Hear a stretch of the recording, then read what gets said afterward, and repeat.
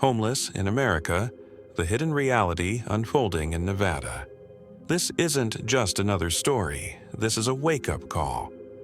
What you're about to hear is the raw truth, one that most people never see and many choose to ignore. Picture this. A man works a full-time job, clocks in every morning, wears a name tag, maybe even serves your food or cleans your hotel room. He pays taxes. He follows the rules. And yet, when his shift ends, he doesn't go home because he doesn't have one. He sleeps in his car, or on the streets, or behind the building where he works. This isn't a rare tragedy. This is a growing crisis, one that's rapidly consuming the very heart of Nevada. Behind the shimmering lights of Las Vegas and the rapid expansion of Reno, there's a dark undercurrent. The very people who keep the state alive, its workers, its caretakers, its seniors, are being pushed out, forced to live on the fringes of society while the economy they help build thrives without them. They're invisible in plain sight, but their pain is real. So how did we get here? What drove so many people, once stable, working members of the community, into the brutal chaos of homelessness? Today, we uncover the deeper layers of Nevada's homelessness crisis. A storm is building, and the numbers already tell a disturbing story. The numbers are rising, and fast. As of 2024, Nevada has officially surpassed 10,000 homeless individuals, a staggering 17% increase from the previous year. But those are just the reported numbers. The crisis is most severe in southern Nevada, especially in Clark County, home to Las Vegas. Over 7,900 people there now live without secure housing. That's a 20% spike in just 12 months, the highest increase in over a decade. To put it in perspective, Nevada now has 32 homeless individuals for every 10,000 residents. That's far above the national average of 20 per 10,000. And here's what's more alarming. Around 40% of these individuals aren't even in shelters. They're living on sidewalks, in cars, in tent camps under bridges, exposed, unprotected. In the north, Washoe County, Reno, and surrounding regions, the data is hazier, but estimates suggest between 1,500 and 2,000 people are homeless, many of them uncounted, hidden in vehicles or couch surfing. Among the fastest growing groups, families with children, up by 40%. Older adults, over age 55, now make up about 20% of the homeless. Many are grandparents raising grandchildren while trying to survive on fixed incomes. And African Americans, though just 12% of the population, make up 42% of southern Nevada's homeless, and these numbers may still fall short of reality. The invisible population, the hidden, homeless official counts, like the annual point-in-time survey, miss thousands. People living in cars, people who avoid shelters out of fear or trauma, people who rotate between short stays with friends. Local experts estimate the real number of homeless in Nevada could be as high as 15,000 to 20,000. And the future looks even bleaker. With rent climbing 5% to 7% annually, and a shortfall of 80,000 affordable housing units, experts warn that Nevada's homeless population could jump another 10% to 15% by 2027, reaching nearly 12,000 people, mostly centered in Las Vegas and Reno. But this crisis isn't just touching the unemployed.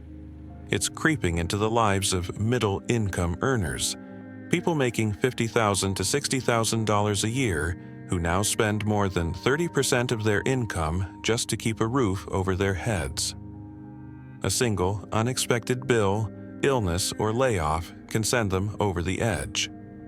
Homelessness is no longer an urban problem. It's spreading into the suburbs and small towns, swallowing people who never imagined they'd lose everything. What's really causing this? It's not just drugs or laziness. let's bust a myth right now. This crisis isn't about people being lazy. It's not just addiction. The roots go much deeper. The number one driver? A catastrophic lack of affordable housing. Nevada is missing around 80,000 low-income units. That gap forces working families into a financial tightrope, where one misstep, just one, means homelessness. 3 out of 4 renters earning below 80% of the median income spend over 30% of their wages on rent. Nearly 40% spend over half their income just to keep a roof overhead. That means even full-time workers can't afford a stable home. And while wages have barely budged, the cost of living keeps climbing. Rent in Las Vegas averages $1,500 a month. Food, transportation, and healthcare are rising 4% to 6% every year.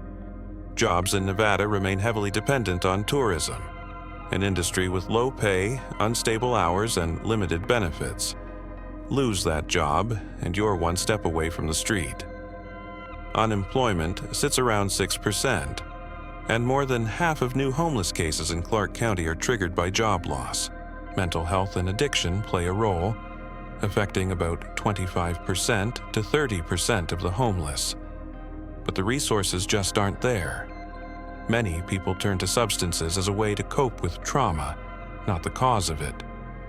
Meanwhile, racial disparities continue to make everything worse. African Americans and Native Americans face systemic barriers in both housing and employment.